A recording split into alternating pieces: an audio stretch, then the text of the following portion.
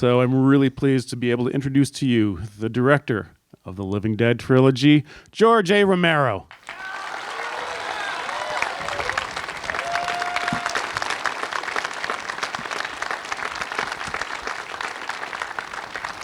Thank you.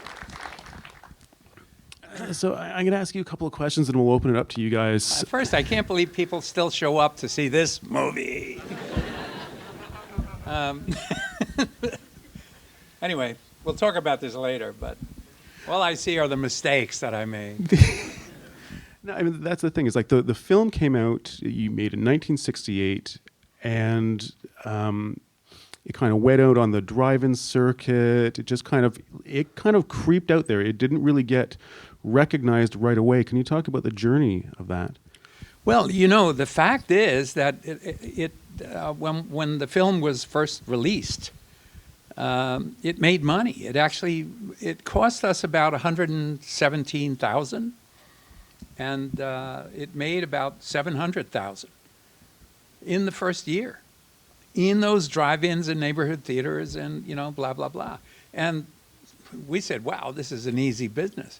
Then it went away. I mean, just disappeared. And then one day, somebody discovered that there was no copyright on the film because we had our original title was Night of the Flesh Eaters. And we stupidly, as young filmmakers, put the copyright bug, the little C with the circle around it, on the title card. And when they changed the title, that bug came off. And all of a sudden, there was no copyright. They didn't notice. We didn't notice. Nobody noticed. It was one of those things that the one that got away. And all of a sudden, there was no copyright on the film. So, the moment that people realized that, everybody was selling it on VHS, and, everybody could release it without having to pay any royalties or anything else. And that's really the journey of that film. Then all of a sudden, the French discovered it. A magazine called Cahiers du Cinéma, which you may know, wrote this huge article about it being amazing, important American cinema. And I wasn't thinking of it as that at all. But everyone who was sort of noticing the film was talking about the racial issue. And to us, it wasn't a racial message at all. In fact, we were when we cast Duane Jones, when Duane Jones agreed to do it, we didn't change the script. And when Jack and I were writing the script, it was the guy in our mind was Caucasian. And the same things happened to him. And people are saying, well, here come these posse with dogs and going after the black guy. They were going after the guy when he was white. And so that was not our point. Our point was more the disintegration of society, the inability to communicate, the disintegration of the family unit. And that's the stuff that we were thinking. And you just picked him because he was the best actor you could find. That's it. Duane was the best actor from among our friends. And so, but before the French discovered it, so back in the 60s and the early 70s, horror films were kind of for kids. They had like the Universal Bela Lugosi Dracula and the Boris Karloff Frankenstein, and they'd have like matinees where parents could go drop off their kids. They could see these silly old horror films, but somehow Night of the Living Dead got lumped into this circuit. And so I think Roger Ebert actually wrote a piece about how he went to one of these screenings, and it was like a double bill of one of the kind of tame films and then Night of the Living Dead. And he's like, the kids were enjoying themselves for the first film, but then as soon as Night of the Living Dead started, they were crying and running, screaming. And there was actually kind of like part of the American kind of mainstream writing, like in Writer's Digest, who just like, this, you should know what your children are watching, and just like ripped into it. Well, there is, Ebert's article was picked up by the Reader's Digest, and it became a cause célèbre. It was one of the 3 films that were cited when people were arguing that we need to control these guys. We need to control filmmakers. You know, it was one of the films always cited when the people were arguing for an MPAA or for whatever the MPAA became. I guess it still is the MPAA, but Anyways, it was the equivalent of kind of like an Oprah Winfrey social scandal, yeah. basically. But then it was really the acceptance, and this is kind of often the case. Once the French say it's okay, everyone jumps It's on okay, board. man. Yeah. I started to watch Jerry Lewis. So we could just talk about again the making of it, because this was, you had just a very small crew, color films were predominant, but the film was, you chose to shoot the film in black and white. Was that a budget constraint, or? It was initially, back in the day when we made this film, cities the size of Pittsburgh, which is where we made it, had film laboratories. 8, 16, 35, complete film labs, processing, work printing, doing the whole thing, because the news was on film. This is before video of any kind, before videotape, and the news was on film. And it's really where I learned to, use the pencil, hanging out with these journeyman editors in one of these labs. And so we were able to actually make the film and complete it. And that was, we were able to actually finish the movie with the title Night of the Flesh Eaters. And then the night that Russ, my partner and I, Russ Streiner and I, were driving it to New York, we had the first answer print of the film in the trunk of our car. And driving to New York, we heard on the radio that Martin Luther King had been assassinated. And that, I think, is where the whole race thing came from. Yeah. I mean, that sort of made the film that much more exotic, or that much more Just hearing that political. news, what you had in the trunk, suddenly it changed. Yeah, there was a heavier we weight. said, wonder if this is going to be good for us. I mean, you hate to say that, but it's obviously the thing that occurs. Yeah, people would read. I mean, it was very rare to have like a black lead hero, and sometimes with the way it was, I mean, America was still segregated to some extent in the South, and some theaters down in the States and in the drive-ins wouldn't book this because of the color of the hero's skin. Yes, that's right. That's right. And you know what? Even when I made Land of the Dead, which was 4 or 5 years ago, I don't remember when it was. Universal would not let me. I had this convention. I had used African American leads in all of the Dead movies up until that point, and I wrote the character again as an African American, because I said, well, hey, if I can do this a little bit to help, great. And Universal wouldn't let it happen. Even then, even as recently as that, they said can't do it. And so I said, so as a result, I made the lead zombie an African American. And, I thought that was sort of my retaliation. And the interesting thing, again, of like the time period that this was shot in, there's an amazing, really great documentary called American Nightmare that you should try and seek out, because it's just about horror films in the 1970s, Texas Chainsaw Massacre, Dawn of the Dead, and it looks at how these filmmakers were making films, but at the same time, they're a reflection of the cultural and social political time that they were made in. And the beginning of this documentary starts off with intercutting scenes between news footage of Vietnam, the racial strife in the South, and Night of the Living Dead, and Texas Chainsaw Massacre, and you can't tell the difference between news and the horror films. And it's just really remarkable. Yeah, it takes a minute to recognize which is what's Memorex. and that's one of the magic things about the film, is that there's a realism to it. And like I said before, horror films were considered to be like, just for kids, for trick-or-treaters. Yeah, well, and to a great extent they were benign then, but it wasn't really. It was like the Beast from 20,000 Fathoms. It wasn't so much Dracula and Frankenstein and the early stuff. It was, when we were out, it was, the 50-foot woman and stuff like that. And they were, of course, much more benign. They basically had no message, except that atomic energy might destroy us all. And that was it. And so we were trying to, number one, push the envelope a little bit on the gore, even though today it's nothing.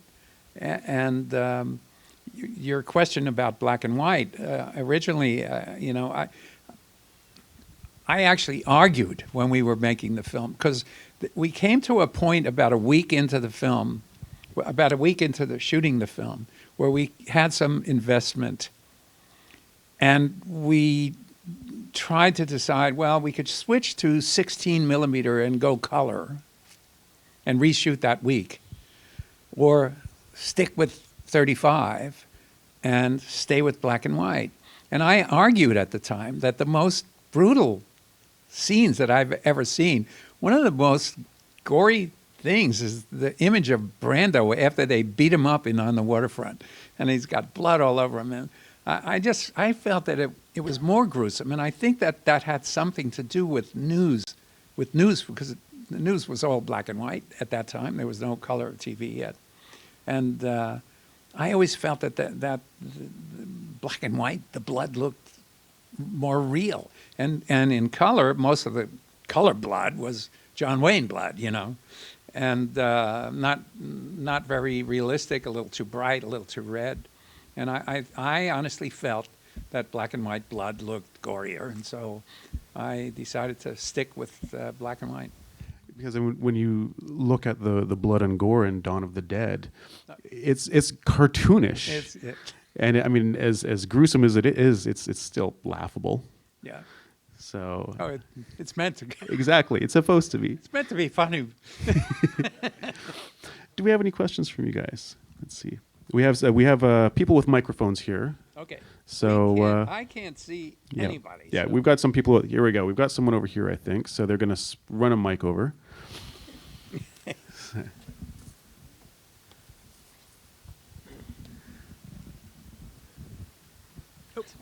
Here.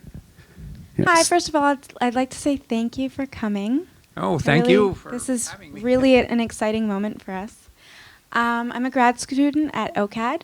I'm interested in knowing about your methodologies, pre and post film, and I guess during the film too.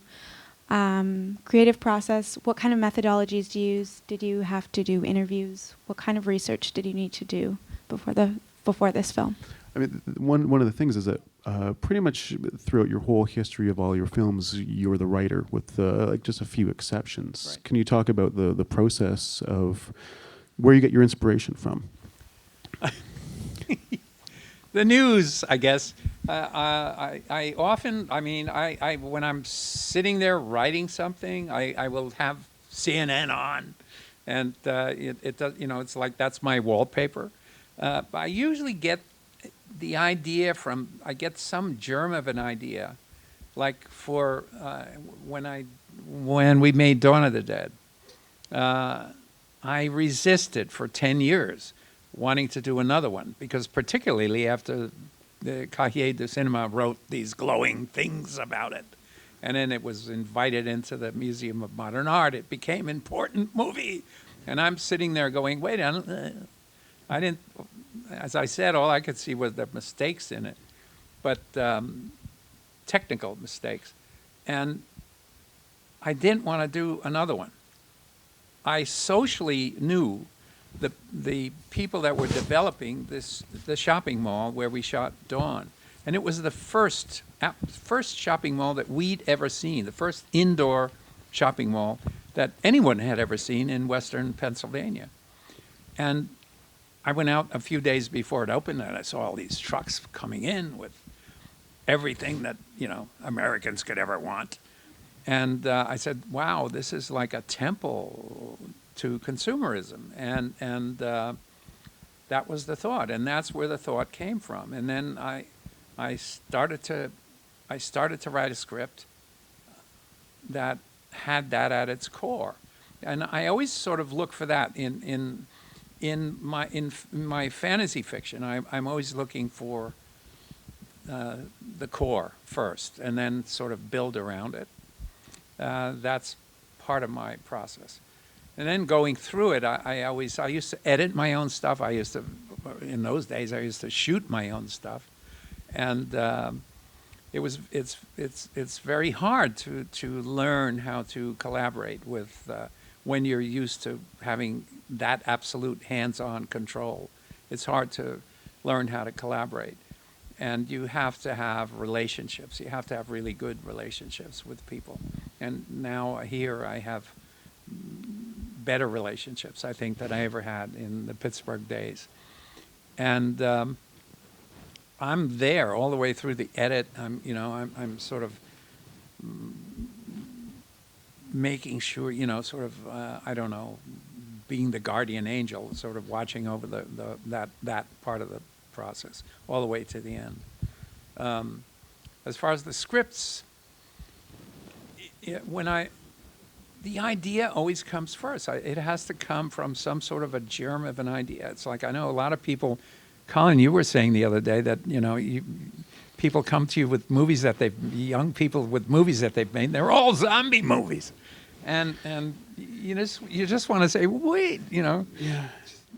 I mean, as I was saying, I program the Midnight Madness selection. So every year, people send me their new films, and every summer I have to watch so many bad zombie films.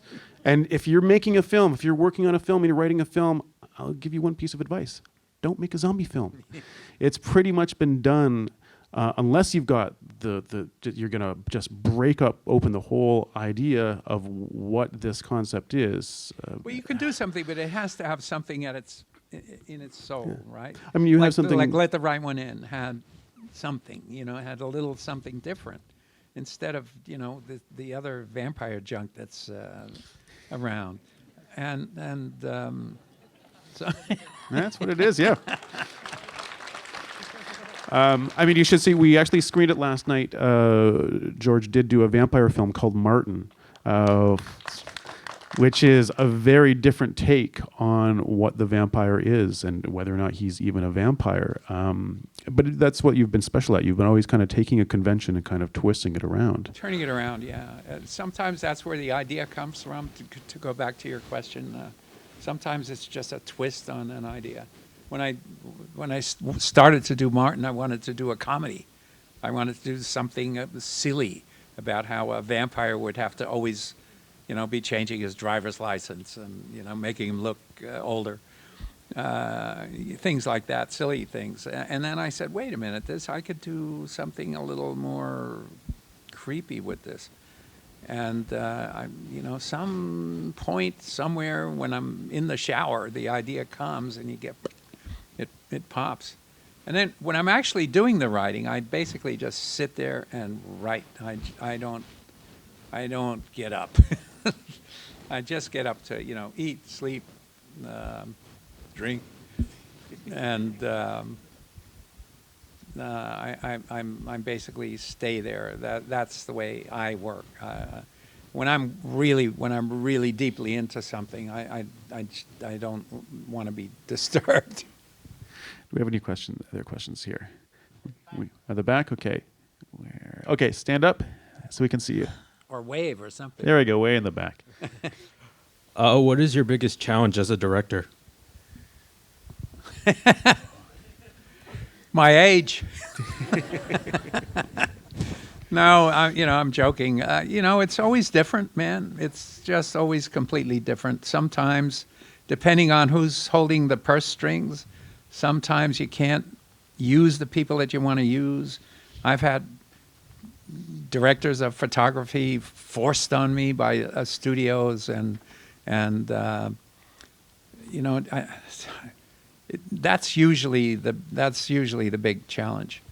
And so I prefer to work in an environment like here in Toronto. Since I've been here, I've been able to sort of, I gravitate towards people that I feel have the same sort of aesthetics And we wind up becoming friends. I mean, that's the way it was in Pittsburgh all those years. I worked with the same sort of little family of technicians, and now I have a new little group here that I love working with, and it's great. Relationships are the most important thing, and if you've got those good relationships, you can shorthand your message.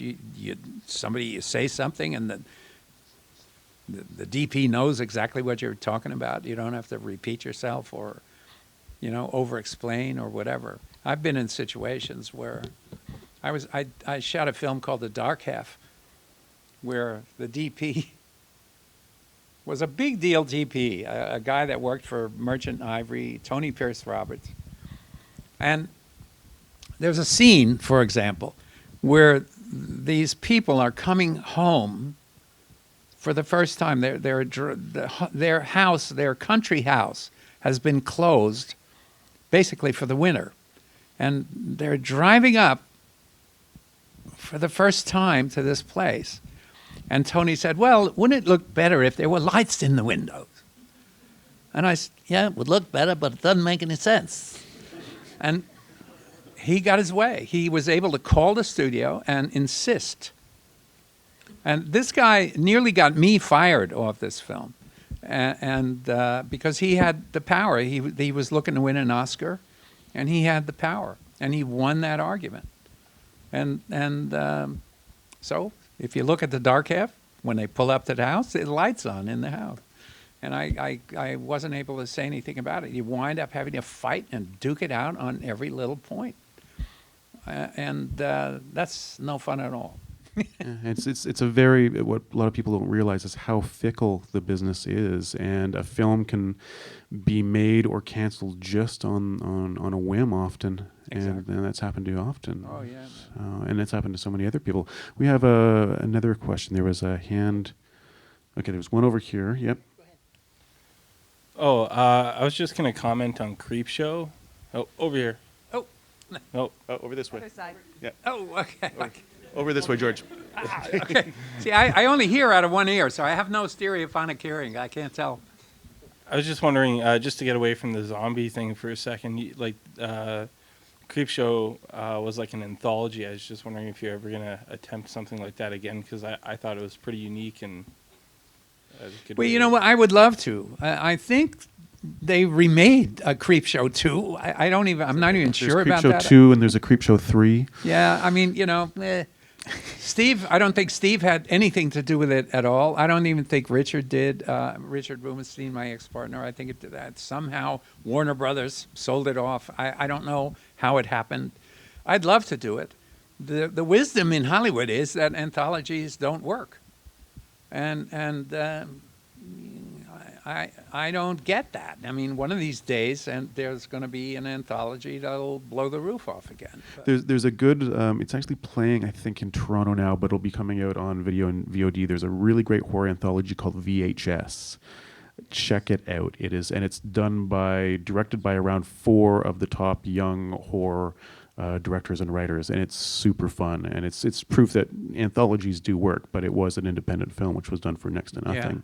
Yeah. I also saw in Lund. We didn't see the film, but there's something of the Dead with many directors. Oh, the ABCs of Death. ABCs of Death. Yeah. ABCs of Death. We just had the world premiere here in September at the film festival, and it's 26 short films about death. Each one, it's like a children's book, like A is for, D is for dog, and it's 26 different directors. And some of them are strange, some of them don't work, but like half of them are just incredible.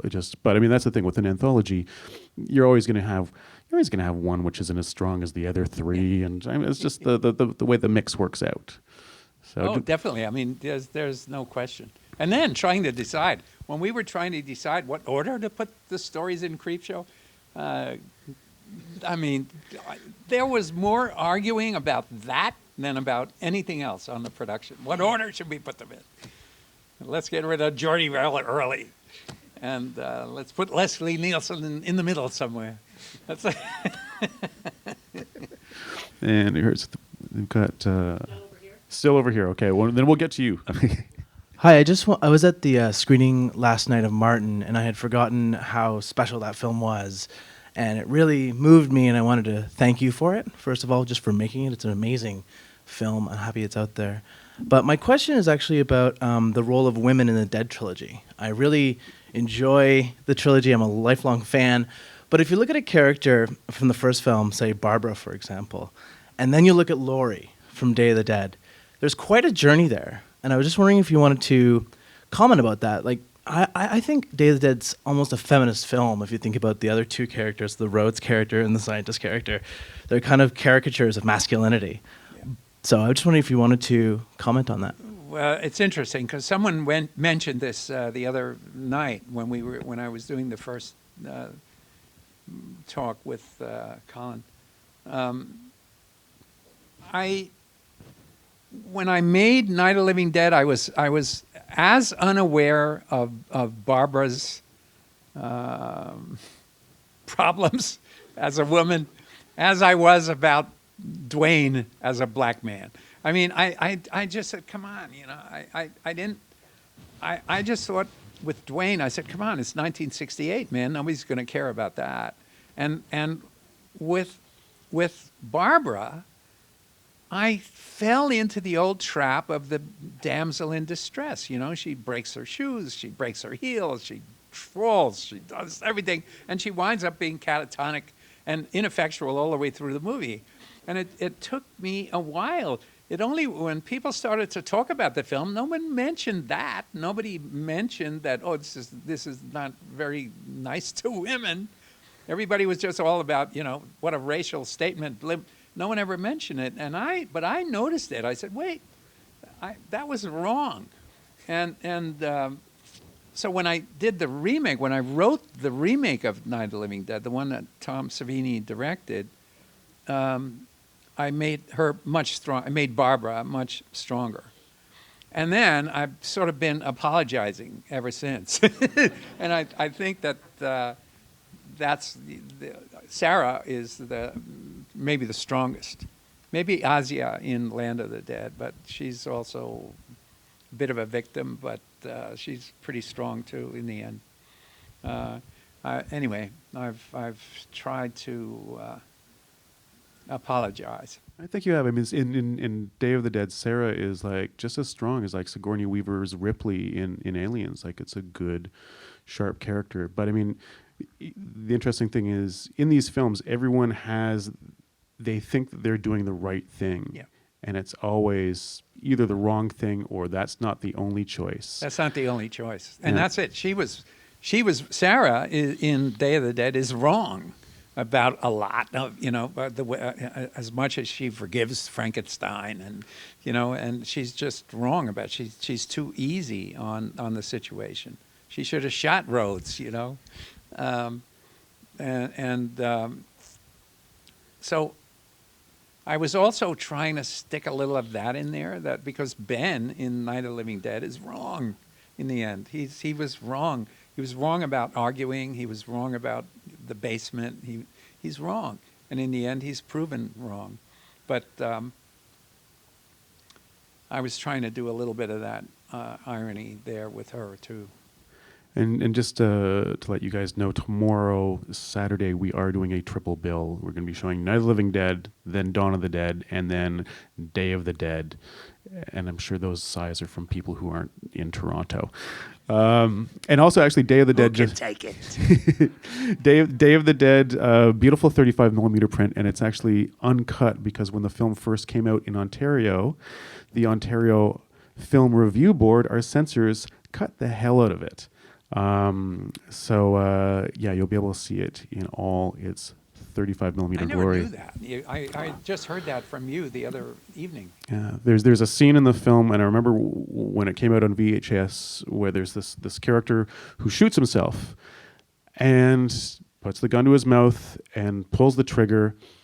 But in the Ontario cut, you heard the gunshot, but then you just see him slump down to the wall, and there's something missing, and that's like a very integral part. It's not an integral part of the film, but it's a very elaborate special effect.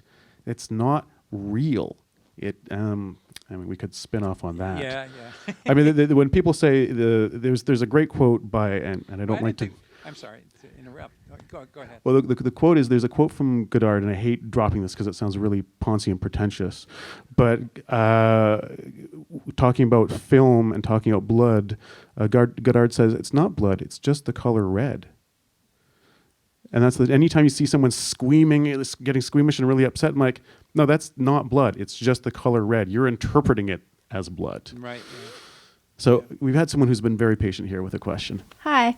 I was just wondering, your zombies, every movie look a little bit different. They get scarier and more gorier.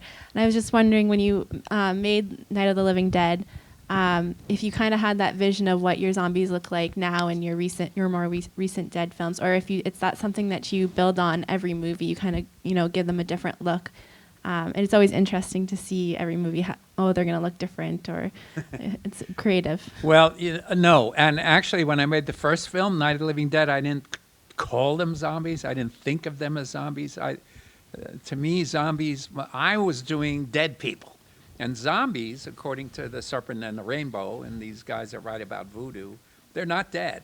They're given some sort of blowfish powder that makes them subservient and makes them slaves. They're not dead. And so I thought, I'm going to make the dead, for some reason, stop staying dead. And I thought I was doing a new creature. And I don't know, Carl Hardman and the people that did the makeup, because it was black and white, it was very forgiving. It was basically just pasty looking and sunken eyes and, really very simplistic. There were only a couple of makeups that were a little more elaborate. And that was it. And then all of a sudden, when people started to write about this film and started to call them zombies, I said, maybe they are zombies. And so I called them zombies in Dawn of the Dead. I finally used the word zombie. And what happened there basically was not much of an advance, because Tom Savini was in his early days of doing makeup special effects, and basically those zombies are just gray. I mean, if you look at them, there's nothing special about them. And it wasn't until Day of the Dead that Tom had come a long way with prosthetics and with being able to, do the effects work. And that was the first time that they sort of really advanced. And then after that, by the time we got to Land of the Dead, we had all the benefits of, everything, all the, the best prosthetic makeup and the best CG and everything else that we were able to use. And so you use what you can. And so that's really, it was almost an accidental process. We were growing up as the techniques were growing up.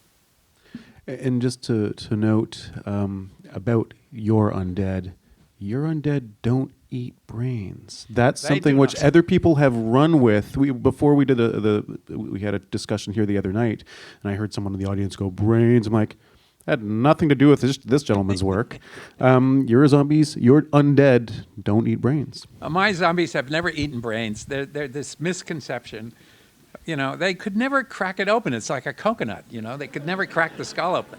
So I mean, where that came from, there's actually kind of a fun film, Return of the Living Return of the Dead, Living Dan O'Bannon's film, which is kind of looking at, it's like a postmodern fun take on the genre, and that's kind of where it came from. But I mean, the great thing is that your zombies, they all have personalities, and I mean, if you look at Day of the Dead and Land of the Dead, you've got one that's just enriched with a story and character, and is one of the main focal points. One of the main characters in the movie, in both of those films, Day of the Dead and Dawn of the Dead. But I've always tried to give them character. Even in Dawn, when I first realized that they were zombies, I didn't want them to just be these sort of faceless. I wanted them to have a past. And so, there's a nun, there's a softball player, there's You know, I try even just with wardrobe to make them familiar, to that extent, familiar. And I think that's important. Instead, you know, you look at the remake of Dawn and everybody's wearing running shoes and Nikes. And they're running. I don't get it. But Talk about that. slow zombies versus fast zombies. slow, for sure. If they're dead, they're slow. So they run. Automatic. Yeah. If they're dead, they're slow. If they run, their ankles will break. That's right. That's what I always say. All right, we got time for 2 more questions. Let's see. We're following the beacon over here. Yes. Hi, Mr. Romero. Okay, so I was born in '89, and I'm from Hong Kong, so zombies aren't actually a thing I grew up with on a regular basis, but I saw a few other horror movies. And the trope I actually grew up with was that in horror movies, no matter what the adversary, it's always either the black guy or the woman who dies first. And so when I watched Night of the Living Dead, that was actually what stuck out for me, was that you had a hero of color and that he got it. He right died at the last. end, yeah. So that was just an observation about how, that piece of work is obviously translating through time and over space. My question is, despite you receiving a lot of Midnight Madness zombie movies, and apparently most of them being terrible, can you comment on the fact that we still seem to be undergoing some kind of zombie renaissance in pop culture? I don't get it. I honestly don't. First of all, I'm a little pissed off because I used to be the only guy. Now everybody's in my playground, you know.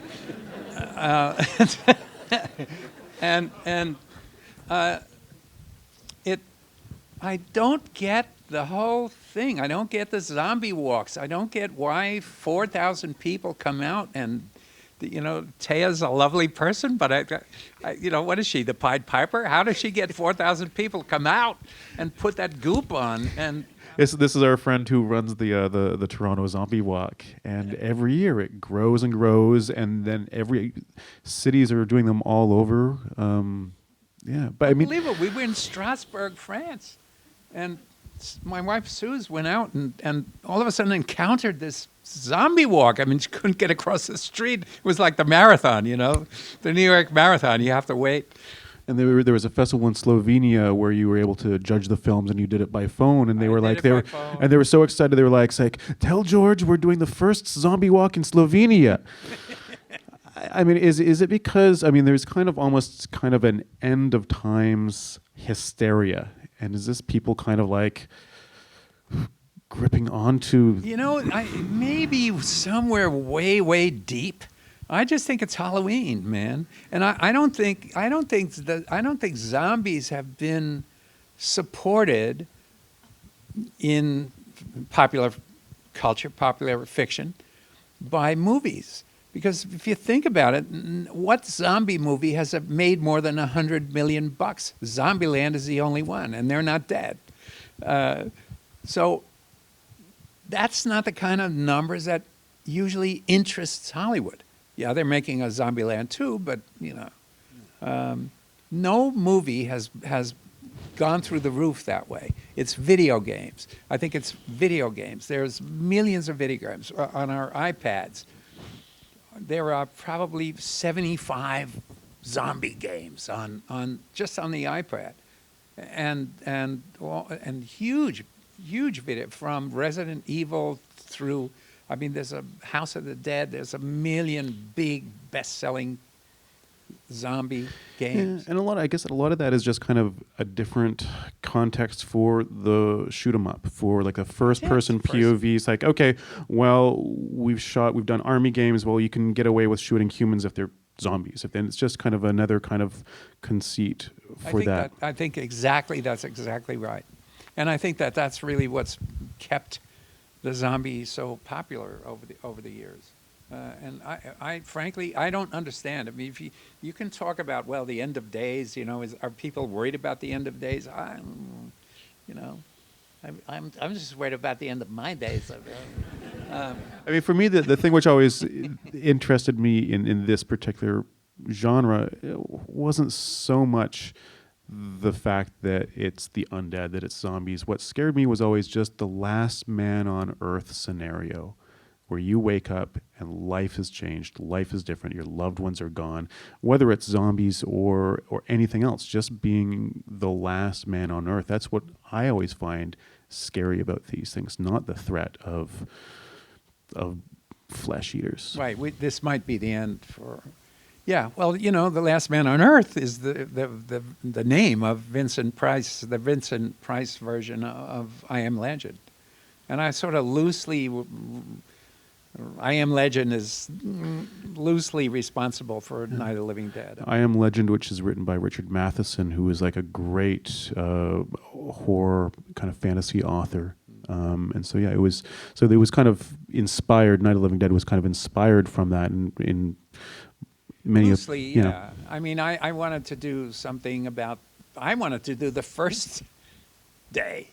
Instead of I Am Legend is about the whole world has become, everyone in the world has become a vampire, and there's one guy left, and that's the last man on earth. I wanted to do something about, well, how did that start, and go back to the first night, and that's the only sort of loose thread that was inspired by I Am Legend with Night. But We've got time for probably one more question here. Okay, there's up there. Sorry, the people with the beacons, they're the ones who are picking there. So where is it? Or what? Wait, up. Yes, here, this gentleman here. Make it good. A lot of pressure now. When you first came out, you said that when you saw the film, all you saw were the errors. And I'm wondering, in your process, when do you look at a piece of work or one of your films and say, I recognize there are a lot of errors, but it's time to share this? that's a very good question, particularly for aspiring filmmakers. I can't watch a movie. I can't watch one of my movies. Once you've been through the whole process and you live with it, you live with every frame of it, and you're making frame by frame decisions, and boom, boom, boom, and you finally put it to bed, you're never certain at that moment how it's going to play. And I try, except for events like these where I didn't come to watch the movie because I didn't want to see it again. I try not to watch films until at least 2 or 3 years later. Recently, there was a screening of Land of the Dead at Deluxe. They had editors, the Canadian Editors Association of Canada screening, and Susan and I went, and it's the first time I'd seen it. The first time either of us had seen it, almost since it was made, and it played okay. I mean, I wasn't disturbed by all of these problems. When I look at Night of the Living Dead, screen direction is off. First of all, I didn't know enough about screen direction. I didn't know that conversations were supposed to go that way. They're both looking the same way, and some of the stuff I just wasn't educated enough. Even though I'd watched films, basically all of Night of the Living Dead was basically stolen. The shot selection was stolen. More from Orson Welles. People say it's Hitchcockian, but I think it's more from Welles. Welles is Shakespeare films, Macbeth, Othello. The lighting, particularly. I was stealing from Orson Welles and trying to do my best that I could with it. And now, once I got away from it, once I started to learn about some of these basics, that's what I mean. All I can see now are the stupid little errors. There's a jump cut in it. There's, which I didn't realize. It looked like I could cut. It's the same shot, but there's a jump cut in it. And I cut a piece out of the middle, and it looked like they were in the same position, but they're not. And it's just stupid little things like that. And That's really it. But now, man, I've been over the last only maybe 5 years or so really comfortable with the process, and I can actually. I used to cover my ass by shooting single shots of everybody in the room, and so I could cut the script, edit the script any way I wanted. And now I'm happy and comfortable with sort of choreographing moments. And, thankfully, because that's the best way to economize when you're on the set. It's also a good way to keep people from cutting shit out of your movie. All right, on that note, let's hear it for George A. Romero.